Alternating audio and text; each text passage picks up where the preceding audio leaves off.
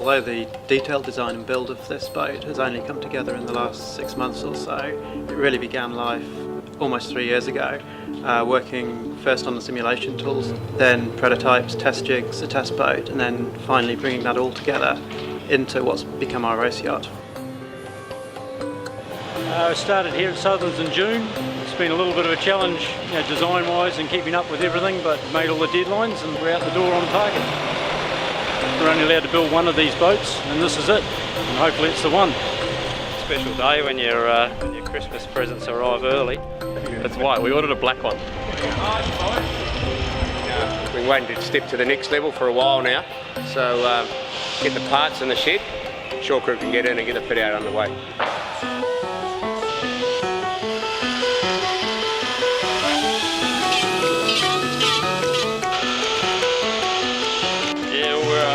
Structural testing here, so the boys will just flip it upside down and then load it all up and check that everything's been built properly.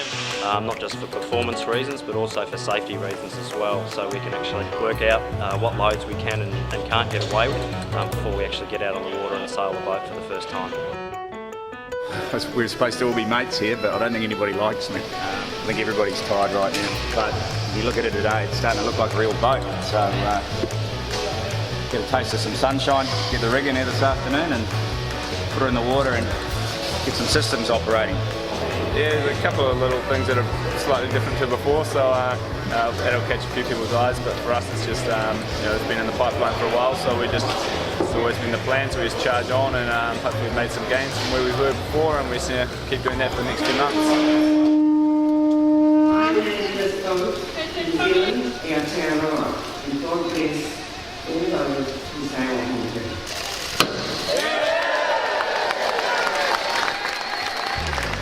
Obviously fantastic to get back in the sailing gear again, albeit that some of the other roosters are in lycra, but no, look, at the end of the day it's combining two of my passions, and all I can say is let's get out there and go for a ride.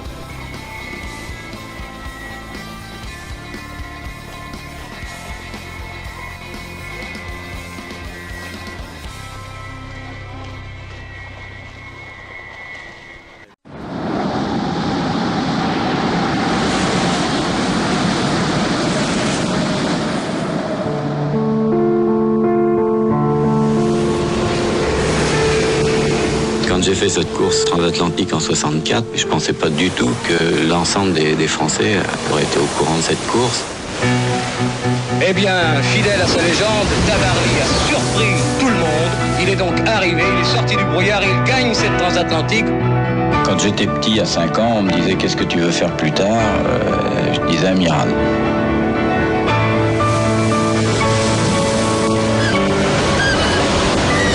Combien avez-vous disputé de courses cette saison? 6 grandes courses croisières. Combien en avez-vous gagné? 6.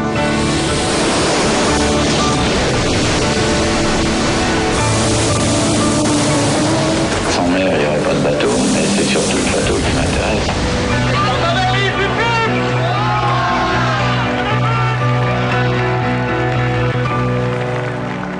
Dites pas grand-chose. Qu'est-ce que vous voulez dire à des questions pareilles?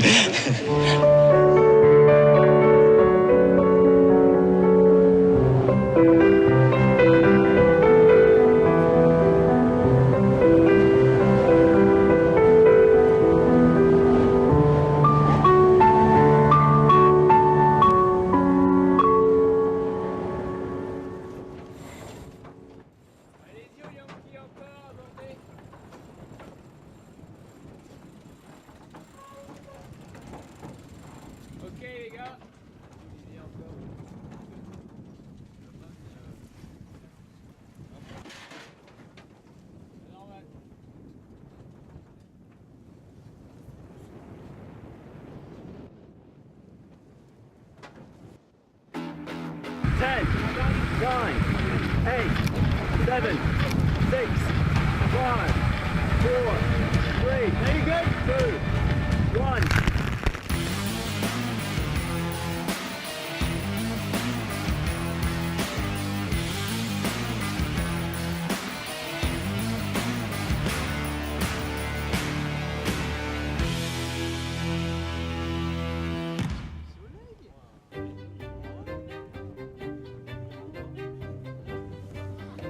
During the 5 weeks in which the 35th America's Cup will be played out, you will hear that the famous silver trophy is the oldest in international sport, that the competition dates back to 1851, that the famous silver ewer is the most coveted prize in sailing, that it once represented the longest winning streak in history, and that the last event in San Francisco saw the greatest ever sporting comeback.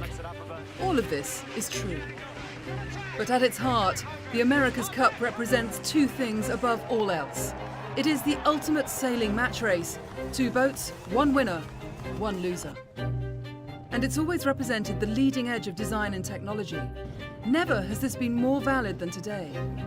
The 35th America's Cup has created the most advanced boats in the racing world, designed for a high-speed match race that will raise the bar to an entirely new level. And while the boats may be the fastest ever used in the Cup, they're also the smallest. But there are some things we know less about than ever before, namely, who will win. Here, not even the 5-time winner and architect of the modern America's Cup can help. It's probably one of the most unpredictable outcomes that I've ever experienced. You know, these teams are very equally matched. It's going to be a very close contest, I think, particularly amongst the finalists. And I'm honestly not sure who's going to win this. Since the last America's Cup in 2013, teams have been busy racing identical 45-footers in the America's Cup World Series. Ultimately, the America's Cup is a match race between the defender, in this case Oracle Team USA, and a challenger. The first phase of the competition involves selecting the best challenger from the 5 teams that threw down the gauntlet. The successful team then goes on to take on Oracle Team USA. Racing will take place on the Great Sound in Bermuda, where teams will go head-to-head in a series of match racing flights. Having won the America's Cup World Series overall, Land Rover BAR starts the qualifiers with a 2-point advantage. Oracle Team USA came second and has a 1-point advantage. The road to the Cup involves 3 phases. The first is the qualifiers, a double round robin where teams race each other twice. This racing includes Oracle Team USA. The lowest scoring challenger is eliminated. And the defender, Oracle Team USA, then plays no further part until the America's Cup itself. The Challenger Playoffs is a knockout phase between the 4 teams. Each match is a 1-to-5 series to select the challenger. Then it's on to the America's Cup match, a 1-to-7 series. So, who are the teams? After a difficult and traumatic America's Cup in 2013, Artemis Racing has frequently delivered impressive results, but without the consistent performance they would have liked, until now. During the practice racing, the team dominated the results, pointing towards a new level of performance. Emirates Team New Zealand set the foiling agenda for the last America's Cup and came within 1 race of winning before Oracle Team USA snatched victory in the most dramatic manner. Well known for their innovative style, the Kiwis are nevertheless as capable of winning the Cup as they are crashing out. Last to the party, and believed to have the smallest budget, one of Groupama Team France's greatest assets is its skipper, Frank Camas, one of the world's most versatile and accomplished sailors. When it comes to raw, hands-on feel, the French team has plenty going for it. Led by the world's most successful Olympic sailor, Sir Ben Ainslie, Land Rover BAR has taken a technical and clinical approach to its campaign. Despite winning the America's Cup World Series, they've struggled to deliver results in the recent practice racing. Yet only a fool would write the master of comebacks off. SoftBank Team Japan is led by one of the most experienced America's Cup skippers in the fleet. In 5 previous Cup campaigns at the wheel, Dean Barker has tasted both victory and defeat. Buying design packages from Oracle Team USA at the start of the cycle gave his team an early advantage. Skipper and helmsman Jimmy Spithill is the hard nut of the Cup. Nicknamed the Pitbull, his focused determination along with the team's comeback in San Francisco makes them a strong defender. Well funded and well stocked with talent on and off the water, they appear to have it all. Yet they failed to win a single America's Cup World Series event and finished 2nd overall. And in the Cup, there is no second.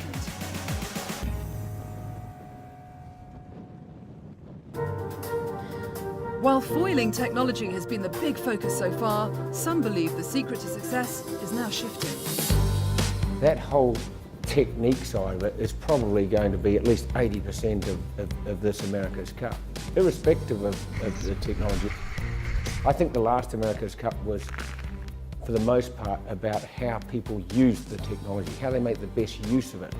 The technology between the two finalists was actually remarkably close in many ways. But how they used the technology was why we saw the big shift in performance, and I think we're still seeing that today. The human-machine interface between the crew and their sophisticated systems is what teams have been working on most recently. The boats are really technical, really difficult to sail, and the thing that keeps them foiling so nicely is the control system. And everyone hears of this word control system, but what does it actually really mean? Well, basically the flight control system is, from an end user perspective, from my perspective, is a bunch of buttons that you push, and they send different commands to the foils. So I can push buttons on the wheel that adjust the leeward dagger board, changes the rake of it. I also have buttons that adjust the rudders, and I have buttons that adjust sort of both at the same time. So it is a very complex control system. I think I've got somewhere over 20 buttons on the wheel, mounted in various different spots. And it's been a huge project. You spend a lot of time with control systems engineers and boat builders, to be frank, in the team, coming in saying, I need to move the button 2 inches to the left, and they look at you and they roll their eyes and they're like, what do you mean? How can 2 inches make a difference? But when you are doing 35 knots and you need to pull off a foiling jibe and hit it spot on, if you have to move your hand from one button to reach another button, it just doesn't work. And then you've got a number of foot buttons below the wheel as well, which control dropping and lifting the boards and bleeding the cant and all this stuff. So yeah, it's a full-time job at the back. And then sometime after this whole trying to just fly the boat and make it go quick, you got to think about where the other boat is. All the teams have been considering the same issue, but Land Rover BAR believe they have a solution that will take them onto another level. The wheel involves a whole lot more in terms of the control of the systems on the boat and the foils, the dagger board and the rudder. And the easier those are to control, then the more stable the boat will be and the faster it will go. Well, the shape of the wheel, it's obviously circular as it has to be within the rules, but it's moulded specifically to fit my grip. Also, a lot of the control paddles and system on the wheel that we've developed over the last couple of years as we've been sailing these boats to try and get a much more sort of intuitive control for the foils on the boat, to keep the flight of the boat as it should be, with many different states and do many different manoeuvres. Where it differs from other things, or certainly wheels on the boats, is that it have the interaction with the paddles tapped inside the rim. This means actually that it's close to the controls, it's close to the fingertips. When you operate the wheel, it feels like you're changing the gear in the car.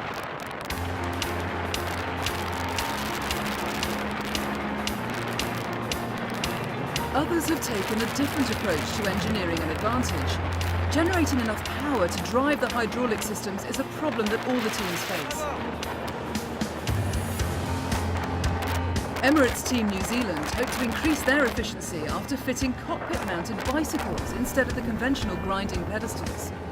Having developed the system in secret at the home base on Auckland, they were the last team to arrive in Bermuda. And when they did, they attracted plenty of attention. Well, there was a few boats out, but you're going to get that, and that's a good thing. We watch them, they watch us, but now there's just a lot more people watching. And also locals out in their boats too. But aside from the technology arms race, there's another big change for all. The switch from fleet racing to match racing. Focus completely shifts to match racing, which, for most people probably doesn't mean a whole lot, but it's a completely different game now. You can't just go around the course sailing conservatively trying to get seconds and thirds and hoping to win the event. You're either going to win a race or you're going to lose a race. Probably the biggest thing is the whole start procedure, you know, the dogfight, as you will, in the pre-start, where you're trying to either win the windward or the leeward end of the line, or hook the other boat, or just get an even start. And that's our biggest area that we need to improve, is the starting. Usually once we get round Mark 1 and the race begins, we're feeling pretty confident.